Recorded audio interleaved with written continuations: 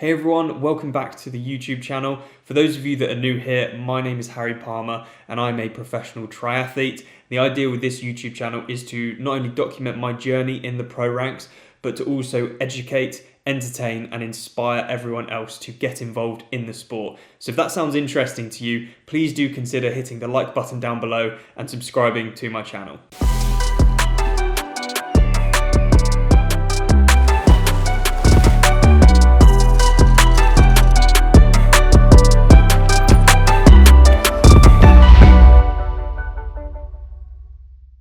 In this video, we're going to talk about whether running slower to run faster actually works or whether it's just something people say that sounds pretty good.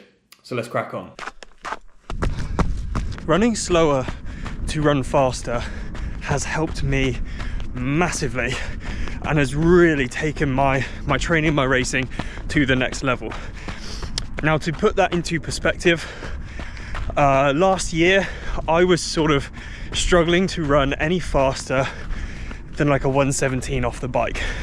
Now I know that's still very quick for a lot of people out there. That's still a very quick time. However, when I'm trying to race, you know, I'm trying to be the best professional triathlete I can be. And the top pros now, they're running sub 70 off the bike fairly frequently now. So if I really want to be competitive, that time it's kind of unacceptable now.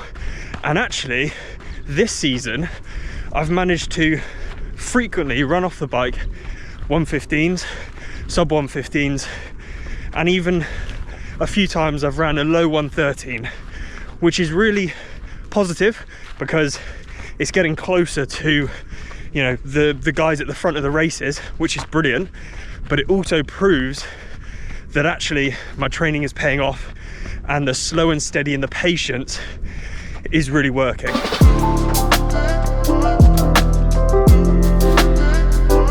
And the main benefit really is that it's less impact on your body. So you can either run further for the same effort, you can run more frequently, you can get more training in, whether you're just a runner or whether you're a triathlete. And if you can adapt to more training, you will get fitter and therefore you will get faster. There's also more chance that you're going to stay consistent with your training, and you will hear a lot of the time people say consistency is key, and it really is one of the most important things, if not the most important thing with training. Other benefits include the fact that you're less likely to get injured, you're less likely to get over fatigued, you're less likely to get ill, so in turn you can again become more and more consistent.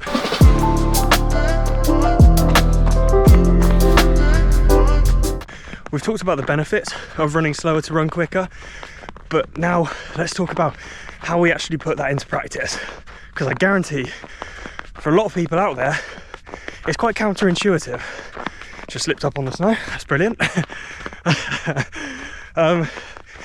So I've got 5 easily digestible tips to help you when you're running and to help you progress faster by running slower.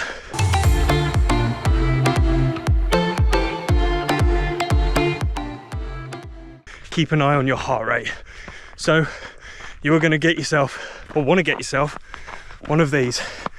And no, I'm not talking about a third nipple. I'm talking about a heart rate chest strap, because it's far more reliable than the one based on your watch. It's actually very easy to end up running too hard on an easy run. So keeping an eye on your heart rate will keep an eye on your effort that your body is going through, and you'll be able to easily keep it within a particular zone that you want to keep it in.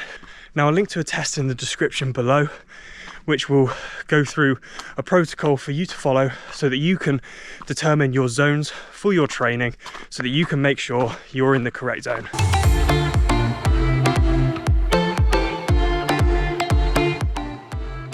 Next tip is hold a conversation. And this may be quite awkward if you don't have any friends with you, like me now. Nobody here, but I've got you guys to talk to, so this is all right. If you're someone who doesn't necessarily have heart rate or doesn't want to go through the faff of testing because it's painful, and you just want to have that perception of effort, Think about holding a conversation with someone. If you can hold a conversation easily during your easy run, then that's perfect. That's the right level of intensity. If you're struggling for breath and you're really struggling to hold that conversation, that's an indicator that you're running a little bit too hard for your easy runs.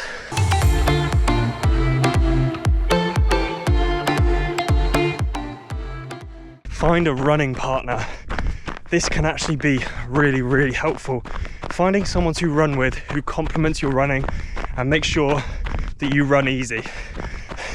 The caveat to this is that a lot of the time you can run with your mates and you end up egging each other on, especially us blokes. I think we're a little bit more egotistical, maybe a little bit more competitive, and so it can be actually the opposite of the benefit that I'm talking about.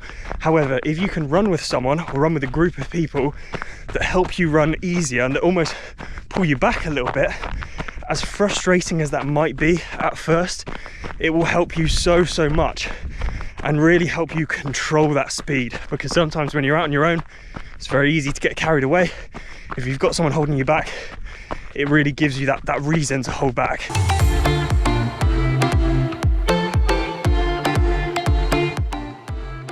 The reason why I say keep it flat is because when you've got hills in your easy run, it's very, very easy to try and keep the same pace up the hill as it is when you're on the flat. And that will immediately spike your heart rate and you'll go into more of a tempo threshold effort, which is really what we want to try and avoid on an easy run. So when you keep the run flat, that will help out massively, and it means you won't have huge spikes in your heart rate. Now, saying that, there may be some of you watching this that live somewhere where you can't avoid hills. It's just a hilly location. Well, kind of sucks to be you. No, I'm joking, it doesn't.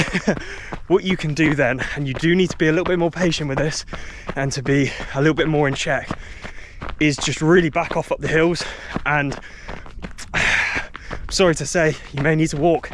And this is a massive ego hit, but it will keep your heart rate in check. It will keep that easy run easy, and it will make sure that you see all the benefits from running slower.